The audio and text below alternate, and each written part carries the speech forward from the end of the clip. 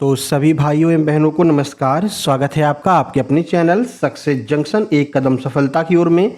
मेरा नाम है अतुल शुक्ला और हम लेकर के आ गए हैं आपकी आगामी सभी भर्ती परीक्षाएं, जैसे कि मध्य प्रदेश में जेल प्रहरी, फॉरेस्ट गार्ड, डिप्टी जेलर, इसके अलावा एमपीएसआई, एमपी पुलिस, इन सभी भर्ती परीक्षाओं की दृष्टि से अति महत्वपूर्ण वीडियो है। साइंस के पीएच मान, टॉप 50 पीएच मान को हम कवर करने वाले हैं। जैसा कि आप जानते हैं एमपी में कोई भी एग्जाम हो, चाहे रेलवे में भी कोई भी एग्जाम हो, पीएच मान से प्रश्न जरूर आता है। कम से कम एमपी में तो 2 प्रश्न जरूर आता है। तो आज की वीडियो देख करके 2 नंबर आपके पक्के हो जाएंगे।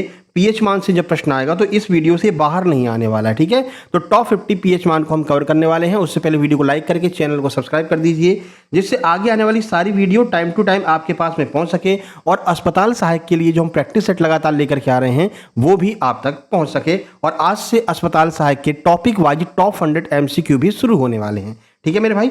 चलिए शुरुआत करते हैं। आइए देखते हैं आज का पहला प्रश्न। ये रहा, शुद्ध जल का पीएच मान कितना होता है। नॉर्मल सा प्रश्न है, ये हर एक एग्जाम में पूछा गया है, इसका तो कुछ बताना ही नहीं है। तो शुद्ध जल का पीएच मान कितना होता है, सब लोग जानते हैं शुद्ध जल का पीएच मान 7 होता है, ठीक है। शुद्ध जल उदासीन होता है, जैसे कि ये आपको नंबर लाइन दिख रही है, नंबर लाइन, तो शुद्ध जल यहाँ पर होगा 7 नंबर पर। 7 नंबर होने की वजह से ना तो वो एसिडिक होता है, ना वो अम्लीय होता है और ना ही वो क्षारीय होता है, बिल्कुल उदासीन होता है, ठीक है। तो जैसे जैसे 7 से नीचे जाते चले जाएंगे तो वैसे वैसे जो भी पदार्थ होगा वो एसिडिक यानी अम्लीय होता चला जाएगा।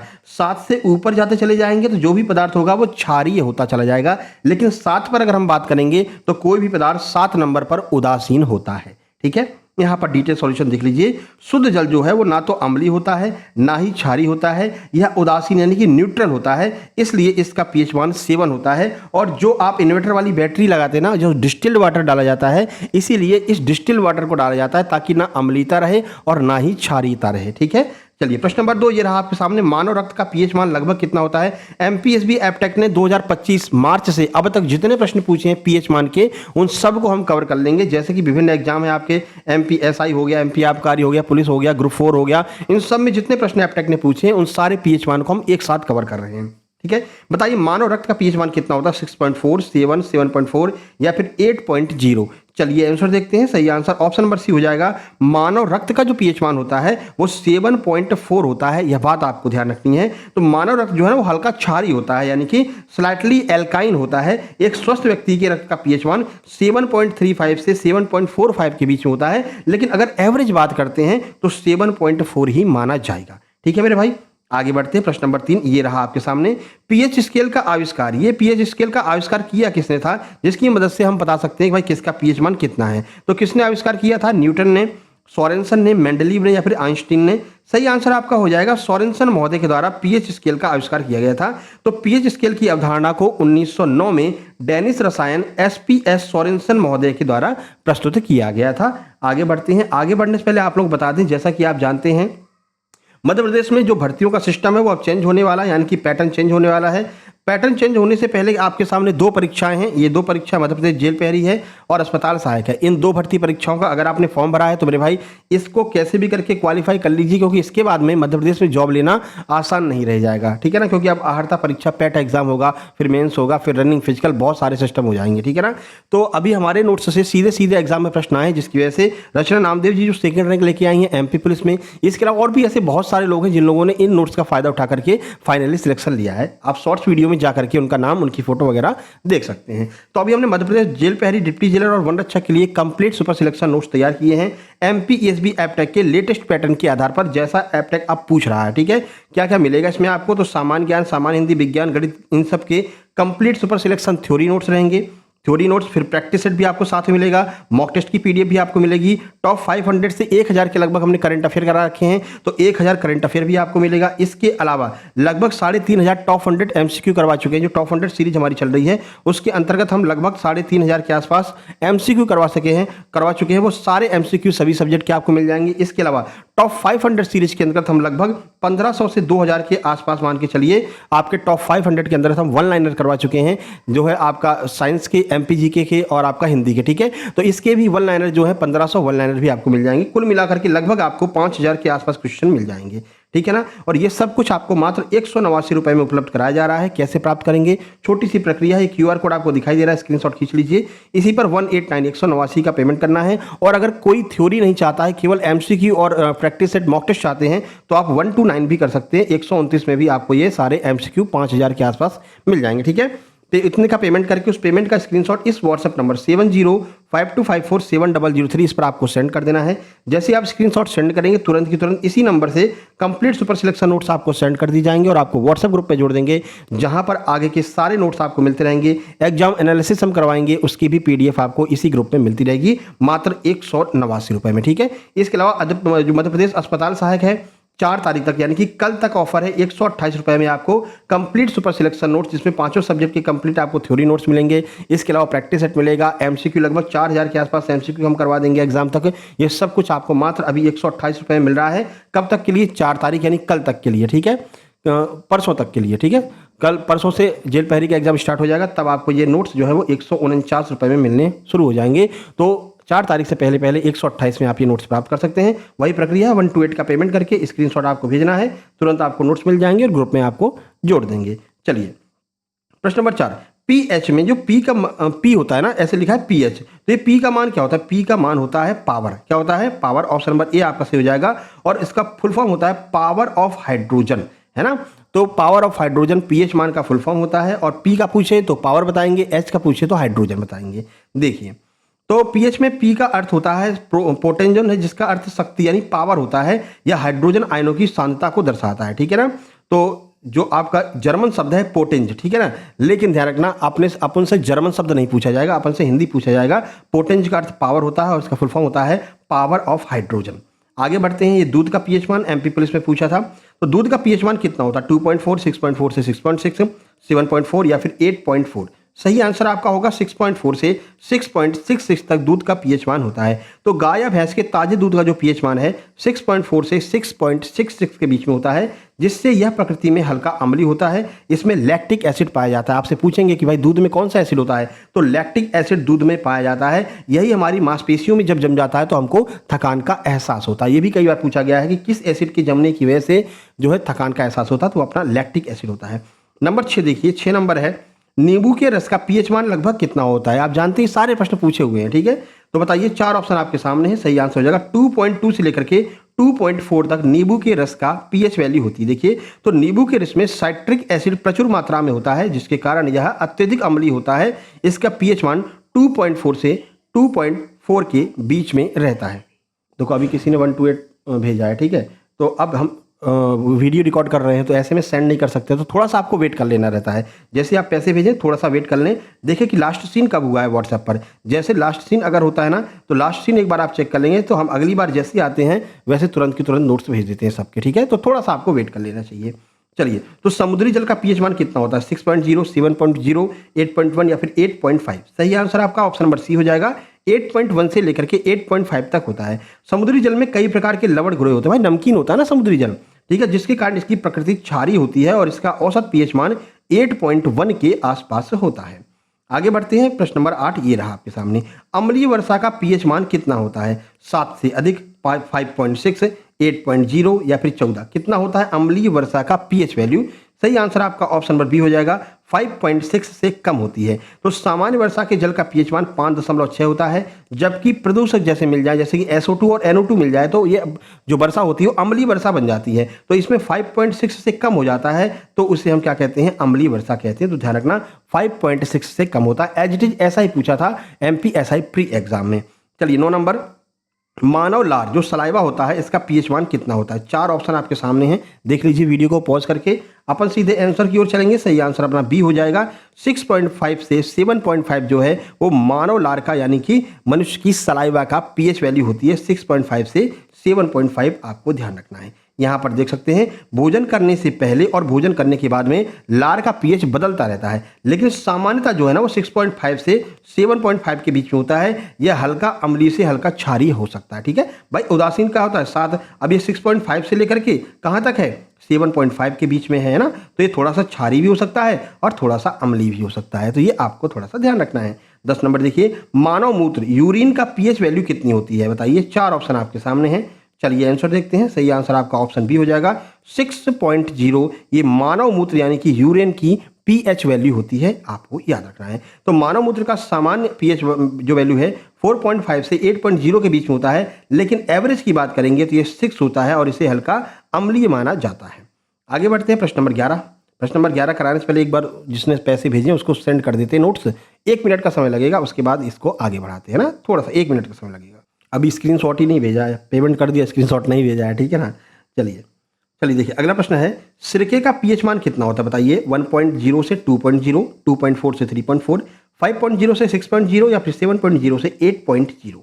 सही आंसर आपका हो जाएगा ऑप्शन बी 2.4 से 3.4 के बीच में सिरका यानी विनेगर का पीएच मान होता है। तो सिरके में एसिटिक एसिड होता है, इसके कारण सिरका अम्लीय होता है और इसका पीएच मान लगभग 2.4 से 3.4 के बीच में होता है। आगे बढ़ेंगे 12 नंबर। शराब वाइन का पीएच मान लगभग कितना होता है। 2.8 से 3.8, 5.8 से 6.8, 7.8 से 8.8 या फिर 9.8 से 10.8। सही आंसर आपका ऑप्शन नंबर ए हो जाएगा। 2.8 से 3.8 जो है वो शराब यानी वाइन की पीएच वैल्यू होती है। तो शराब वाइन में कई प्रकार के प्राकृतिक एसिड जैसे कि टार्टरिक एसिड होते हैं, इसलिए यह प्रकृति में अम्लीय होता है। इसका पीएच मान 2.8 से 3.8 के बीच में होता है। चलिए 13 नंबर देखिए, मानव के आंसू का पीएच मान कितना होता है। ये भी पूछा गया था कि मानव के जो आंसू होते हैं इसका पीएच मान कितना होता है। 6.4, 7.4, 7.0 या फिर 8.4। सही आंसर हो जाएगा 7.4 होता है मानव के आंसू का पीएच मान। देखिए तो मानव का आंसू का पीएच मान मतलब जो है ना वो जो आपके रक्त के पीएच मान के लगभग बराबर होता है। ये 7.4 होता है, जिसका अर्थ है कि ये भी हल्का क्षारीय होता है। मानव के आंसू हल्के से क्षारीय होते हैं। 14 नंबर देखिए, कॉफी का पीएच मान लगभग कितना होता है। 2, 5, 7, 9 कितना होता है कॉफी का पीएच मान। यह भी पूछा नहीं है, लेकिन क्योंकि यह पीएच मान के प्रश्न लिमिटेड होते हैं तो ये प्रश्न आपके आगे एग्जाम डिप्टी जेलर में पूछा जा सकता है। सही आंसर आपका ऑप्शन नंबर बी हो जाएगा। 5.0 कॉफी का पीएच मान होता है। कॉफी हल्की अम्लीय होती है, इसके प्रकार और बनाने के तरीके के आधार पर इसका पीएच मान 4.5 से 5.5 के बीच में होता है। अगर एवरेज लेंगे तो हम 5.0 माना जाता है।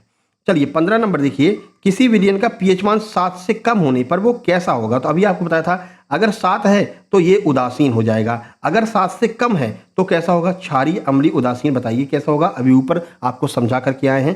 सही आंसर हो जाएगा अम्लीय होगा। भाई 7 से जितना कम होगा उतना अम्लीय, 7 से जितना ज़्यादा होगा उतना क्षारीय। सही आंसर है पीएच स्केल में 0 से 14 तक नंबरिंग होती है। यदि किसी विलयन का पीएच मान 7 से कम है तो उसमें हाइड्रोजन आयनों की अधिकता होती है और वह अम्लीय होता है यानी कि एसिडिक हो जाता है। 16 नंबर देखिए, किसी विलयन का पीएच मान 7 से अधिक होने पर वो कैसा हो जाएगा। तो 7 से अधिक अगर होगा तो कैसा होगा, वो क्षारीय हो जाएगा। ठीक है, देखिए वो क्षारीय हो जाएगा, यहाँ पर दिया गया है।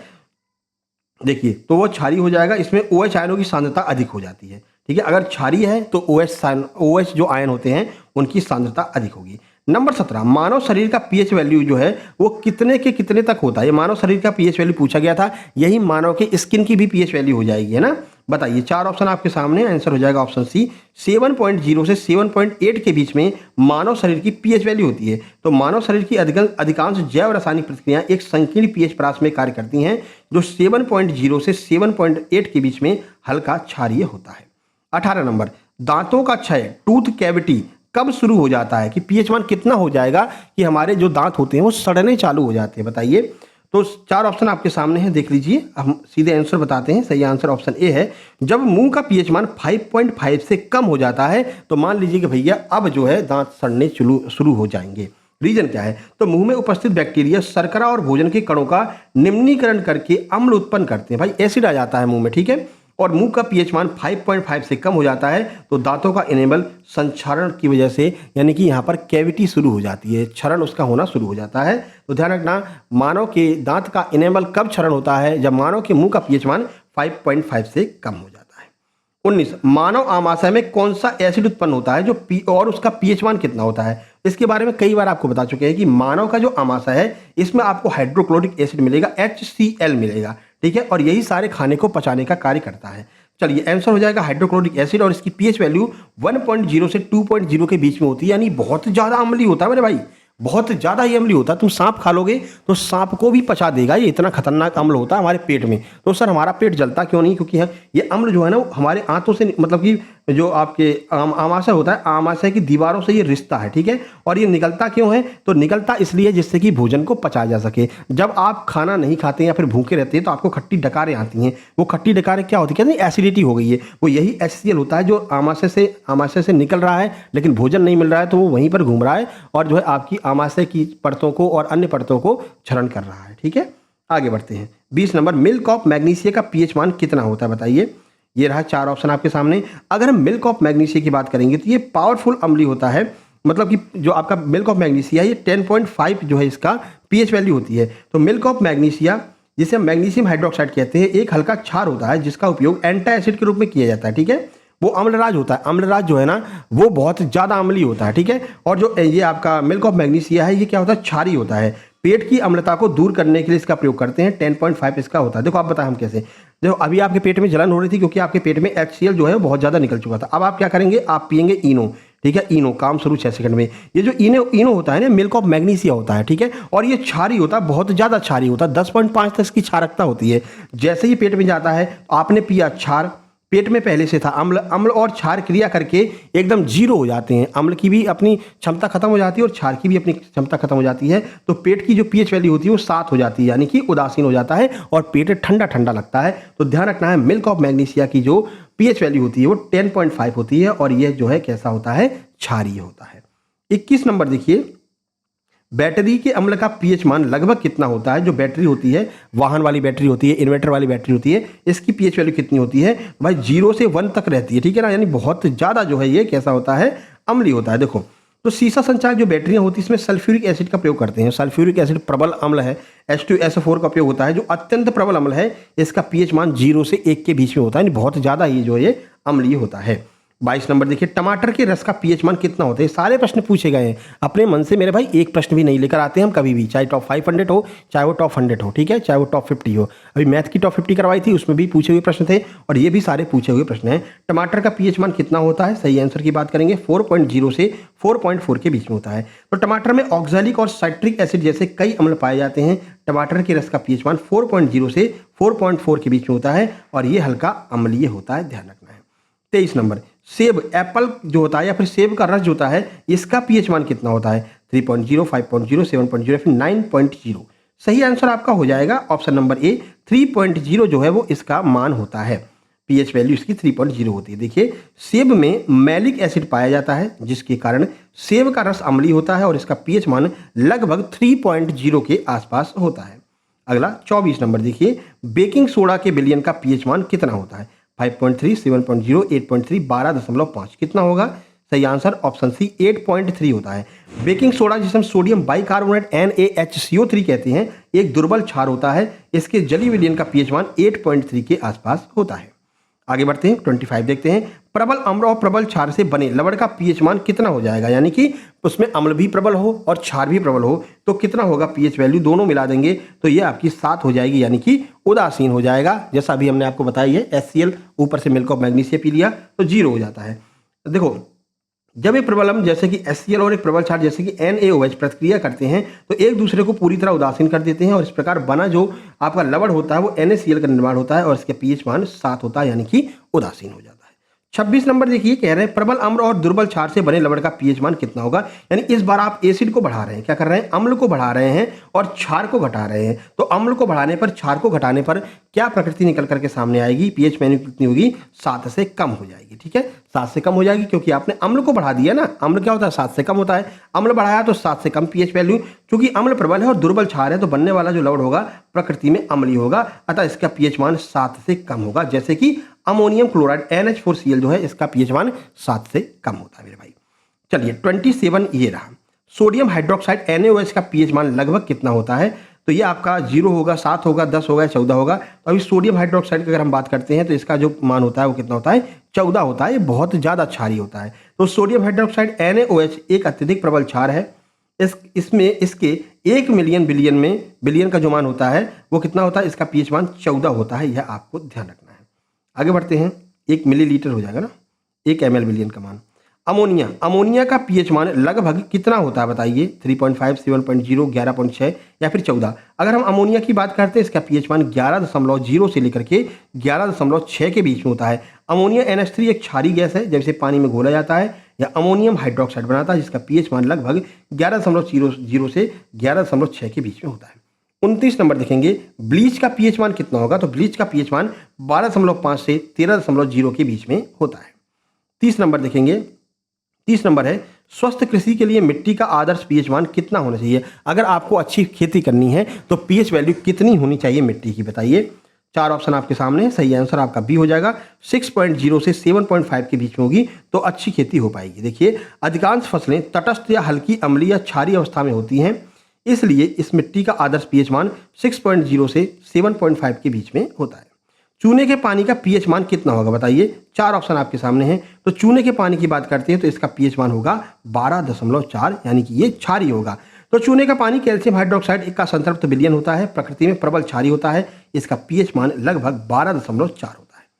32 देखिए, 32, यदि किसी विलयन का पीएच मान 3 से 6 हो जाता है तो इसकी अम्लीयता पर क्या प्रभाव पड़ेगा? यानी पहले 3 था, अब 6 हो गया, बताइए अम्लीयता पर क्या प्रभाव पड़ेगा? अम्ल क्या होगा, कम होगा कि ज्यादा होगा? तो यहाँ पर लोग गच्चा खा जाते हैं, यहाँ पर सोचते हैं भाई बढ़ रहा है तो अम्लीयता बढ़ेगी, ऐसा नहीं होता है। अगर क्या होता है, जितना कम होगा 3 की, मतलब जितना ज्यादा 1 की तरफ जाता जाएगा उतना ज्यादा अम्लीय होता जाएगा, जितना 1 से 7 की तरफ जाता जाएगा उतना उसकी अम्लीयता कम होती जाती है। तो यहाँ पर अगर हम देखेंगे तो 4 ऑप्शन आपके सामने दिए हैं, सही आंसर हो जाएगा यह 1000 गुना कम हो जाएगी। अगर 3 से 6 हो रही है तो अम्लीयता इसकी 1000 गुना कम हो जाएगी। तो पीएच स्केल अगर हम लघुगण की बात करते हैं तो पीएच में 1 इकाई परिवर्तन H आयन सांद्रता में 10 गुना परिवर्तन के बराबर होता है। अगर 3 से 6 हो रही है अर्थात 10 गुणा 10 गुणा 10, भाई 3 से 6 हो रही है, 4, 5, 6, सबका मान 10 गुणा 10 गुणा 10 हो जाएगा, तीनों का गुणा करेंगे तो 1000 हो जाएगा, 1000 गुना कम हो जाता है। 33, बफर विलयन, बफर विलयन क्या होता है? 4 ऑप्शन आपके सामने हैं। सही आंसर की बात करेंगे तो ये होगा ए, यानी कि जो पीएच परिवर्तन का विरोध करता है उसको हम बफर विलयन कहते हैं। यानी कि कुछ मिलाते हो तो पीएच विलयन पर, मतलब पीएच मान का मान बदलना चाहिए, लेकिन वो इस बात का विरोध करता है तो इसको हम क्या कहते हैं? बफर विलयन। तो बफर विलयन वह विलयन है जिसमें थोड़ी मात्रा में अम्ल या क्षार मिलाने पर भी इसका पीएच मान अपरिवर्तित रहता है। जैसे मानव रक्त जो है एक प्राकृतिक बफर कह सकते हैं, इसमें अम्ल क्षार मिलाओगे तो जितना वो है 7.4 उतना ही रहेगा। पसीने का पीएच मान कितना होता है ये भी पूछा गया था पुलिस कांस्टेबल में। 4 ऑप्शन आपके सामने हैं, सही आंसर हो जाएगा 4.5 से 7.40 के बीच में जो है ये आपका पसीने का पीएच वैल्यू होती है। मानव पसीने में लैक्टिक एसिड और यूरिया जैसे पदार्थ होते हैं जो इसे अम्लीय बनाते हैं। इसका पीएच मान 4.5 से 7.0 के बीच में होता है। पित्तरस, बाइल जूस का पीएच मान कितना हो जाएगा बताइए? तो बाइल जूस पित्तरस का जो पीएच मान होगा 7.5 से 8.5 के बीच में हो जाएगा। यहाँ पर देख सकते हैं यकृत लीवर द्वारा स्त्रावित पित्तरस जो है वो क्षारीय होता है, जो आमाशय से आने वाले अम्लीय भोजन को क्षारीय बनाता है। इसका पीएच मान 7.5 से 8.5 के बीच होता है। अग्नाशयी रस, यानी कि जो आपका पैनक्रियाज वाला जो जूस होता है वो उसका पीएच मान कितना होगा? तो जो आपका अग्नाशयी रस होता है इसका पीएच मान 7.8 से 8.3 के बीच में होता है। सारे पीएच मान करा दे रहे हैं, इससे बाहर नहीं जाएगा मेरे भाई, ठीक है। तो अग्नाशयी रस में बाइकार्बोनेट आयन होते हैं जो इसे क्षारीय बनाते हैं ताकि आंतों में एंजाइम ठीक से काम कर सके। इसका पीएच मान 7.8 से 8.3 होता है। अगला बियर का पीएच मान कितना होगा बताइए? जो बियर होता है, बियर का पीएच मान कितना होगा? 4 ऑप्शन आपके सामने, आंसर हो जाएगा 4.0 से 5.0 के बीच में बियर का पीएच मान होता है। तो बियर जो है किण्वन प्रक्रिया से बनती है और इसमें कार्बन डाइऑक्साइड घुली होती है जिससे यह अम्लीय हो जाती है और पीएच मान 4.0 से 5.0 के बीच में पहुंच जाता है। 38, नल के पानी का पीएच मान आमतौर पर कितना होता है बताइए? जो नल से पानी आता है उस पानी का पीएच मान कितना होता है बताइए? आंसर की बात करेंगे ऑप्शन बी हो जाएगा 6.5 से 8.5 के बीच में जो नल से पानी आता है उसका पीएच मान होता है। अच्छा, ऐसा क्यों होता है भाई? शुद्ध जल तो सर उदासीन होता है, तो नल का पानी जो है अक्सर खनिजों के कारण पूरी तरह से सात नहीं हो पाता है। सुरक्षित पेयजल के लिए ईपीए मानकों के अनुसार 6.5 से 8.5 के बीच में होना चाहिए, लेकिन नल का पानी जो है ना पूरी तरह से शुद्ध नहीं होता है, इसलिए उसके पीएच मान में परिवर्तन देखने को मिलता है।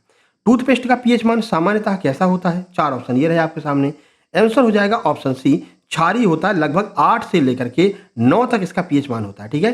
तो टूथपेस्ट क्षारीय होता है ताकि यह मुंह में बैक्टीरिया द्वारा उत्पादित अम्लों को उदासीन कर सके और दांतों को खराब होने से बचा सके। इसका पीएच मान 8 से 9 के बीच में होता है। 40, कौन सा सूचक अम्लीय विलयन में लाल हो जाता है बताइए? कौन हो जाएगा बताइए, अम्लीय विलयन में लाल हो जाता है। तो अगर हम अम्ल और क्षार पता करना चाहते हैं तो प्राकृतिक रूप से किसका प्रयोग करते हैं, नीले लिटमस का प्रयोग करेंगे। ठीक है, नीला लिटमस क्या होगा, अम्लीय विलयन में लाल हो जाएगा, क्या नीले से लाल हो जाएगा। इसके लिए सूत्र आपको बताया था अनील। ठीक है, अनील। तो अम्ल जो है अम्लीय विलयन में जो लिटमस होता है वो नीले से लाल हो जाता है और क्षारीय विलयन में लाल से नीला हो जाता है। ठीक है, आगे देखिए अगला 41 नंबर, फिनोप्थलीन। फिनोप्थलीन क्षारीय विलयन में कौन सा रंग देता है, अगर फिनोप्थलीन को क्षार में मिलाएंगे तो कौन सा रंग देगा। 4 ऑप्शन आपके सामने है, सही आंसर हो जाएगा गुलाबी पिंक रंग देता है। ये भी पूछा गया था एमपीएसआई में। देखिए तो फिनोप्थलीन एक कृत्रिम सूचक है जो अम्लीय और उदासीन विलयन में रंगहीन रहता है, लेकिन क्षारीय विलयन में इसका रंग गुलाबी हो जाता है। 42, तापमान बढ़ने पर पीएच माफ कीजिएगा, पानी के पीएच पर क्या प्रभाव पड़ता है। अगर टेम्परेचर बढ़ाओगे तो पानी के पीएच वैल्यू में क्या फर्क पड़ेगा। सही आंसर, पीएच मान जो है वो घटता जाता है। टेम्परेचर जितना ज़्यादा बढ़ाओ जाओगे पीएच मान उतना ज़्यादा घटता जाएगा। आगे बढ़ते हैं, जठर रस में एच आयन की उच्च सांद्रता का मुख्य कारण क्या है। जो अपना गैस्ट्रियासिड जूस होता है, जो आपका जठर रस होता है, उसमें एच धनायन की उच्च सांद्रता होती है। ऐसा क्यों होता है। आंसर हो जाएगा हाइड्रोक्लोरिक एसिड होने की वजह से एच धनायन की सांद्रता सबसे ज़्यादा रहती है। 44 देखिए, 44 है, सार्वभौमिक सूचक उदासीन विलयन में कौन सा रंग देता है। जो सार्वभौमिक सूचक होते हैं, यूनिवर्सल इंडिकेटर होते हैं, वो कह रहे हैं कि उदासीन विलयन में जिसका पीएच मान 7 है उसमें कैसा रंग देंगे। तो सार्वभौमिक सूचक जो है उदासीन विलयन में हरा रंग देते हैं। ऑप्शन बी आपका सही आंसर हो जाएगा। 45, यदि किसी मिट्टी का पीएच 4.5 है तो किसान को मिट्टी में क्या मिलाना चाहिए कि उसका पीएच ठीक हो जाए। तो अगर 4.5 है तो किसान को बिना बुझा हुआ चूना मिला देना चाहिए। ठीक है, तो पीएच 4.5 का अर्थ है कि मिट्टी अत्यधिक अम्लीय है। इसे उदासीन करने के लिए क्षारीय पदार्थ जैसे कि बिना बुझा चूना, कैल्शियम ऑक्साइड मिला देते हैं। अगला पीएच सूत्र क्या होता है। पीएच सूत्र का मान क्या होता है। अगर हम लॉग वैल्यू में बात करते हैं तो पीएच का सूत्र क्या हो जाएगा, पीएच का सूत्र हो जाएगा पीएच बराबर माइनस लॉग एच धनायन। ठीक है, माइनस लॉग एच धनायन, ये पीएच का सूत्र हो जाएगा। आगे बढ़ते हैं 47, बेकिंग पाउडर बनाने में प्रयुक्त टार्टरिक एसिड का क्या उद्देश्य है। बेकिंग पाउडर में टार्टरिक एसिड का प्रयोग क्यों करते हैं। और आपका आंसर बी हो जाएगा, बेकिंग सोडा के कड़वे स्वाद को बेअसर उदासीन करने के लिए हम यहाँ पर क्या करते हैं, टार्टरिक एसिड का प्रयोग करते हैं। अगला देखिए 48, जब मधुमक्खी डंक मारती है तो वह शरीर में कौन सा अम्ल छोड़ती है जिससे कि जलन होता है। तो ये कई बार आपको बता चुके हैं कि जब भी डंक लगाएगी मधुमक्खी तो फॉर्मिक एसिड या फिर मैथेनोइक एसिड करेगी। तो देखो बहुत लोगों को केवल फॉर्मिक एसिड याद रहता है, लेकिन ध्यान रखना फॉर्मिक के साथ साथ में मैथेनोइक भी इसी का नाम होता है।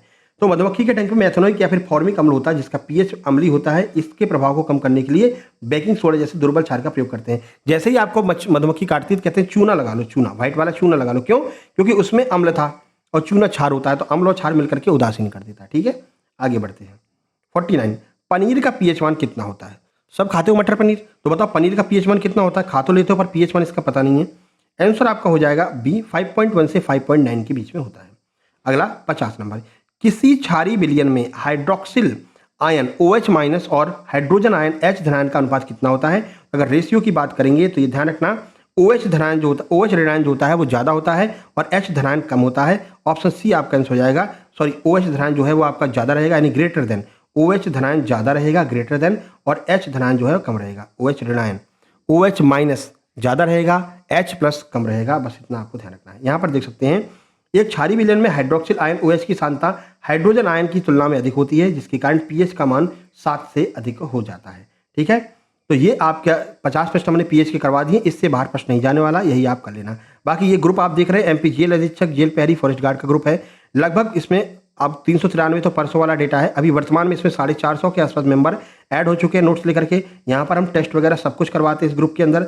आप भी ऐड हो सकते हैं 189 रुपये का पेमेंट करके और आगे की सारी पीडीएफ प्राप्त कर सकते हैं। मध्य प्रदेश अस्पताल सहायक की बात करते हैं, ये भी पुराना डेटा है। वर्तमान में इसमें लगभग 185 के आसपास मेंबर ऐड हो चुके हैं नोट्स लेकर के।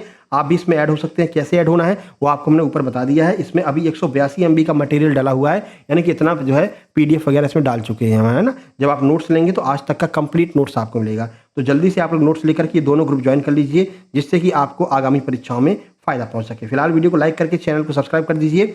अगली वीडियो आपकी लेकर के आएंगे योजनाओं की, मध्य प्रदेश और भारत की योजनाएं, क्योंकि यहाँ से भी प्रश्न 101% लगभग 2 प्रश्न उससे संबंधित, कौन सी योजना किससे संबंधित है और कब चालू हुई, ये प्रश्न बनता है, 101% बनेगा। तो ये फिक्स नंबर है मेरे भाई, ठीक है, ये 2 नंबर फिक्स हैं, पीएच मान के फिक्स नंबर, ये तो आएगा। तो ऐसे टॉपिक्स को हम धीरे धीरे कवर कर लेंगे जिससे कि फिक्स नंबर हमारे हमसे बाहर नहीं जा पाए, ठीक है। इसी तरह से अस्पताल सहायक की आज से टॉपिक वाइज जो है टॉप 100 वाली पीडीएफ मतलब की वीडियो चालू होने वाली है, तो अस्पताल सहायक के भी नोट्स ले लीजिए जहां पर आपको टॉप 100 वाली सारी पीडीएफ मिलती रहेंगी। मिलते हैं नेक्स्ट वीडियो में, वीडियो को लाइक, चैनल को सब्सक्राइब कर देना। तब तक के लिए नमस्कार, धन्यवाद।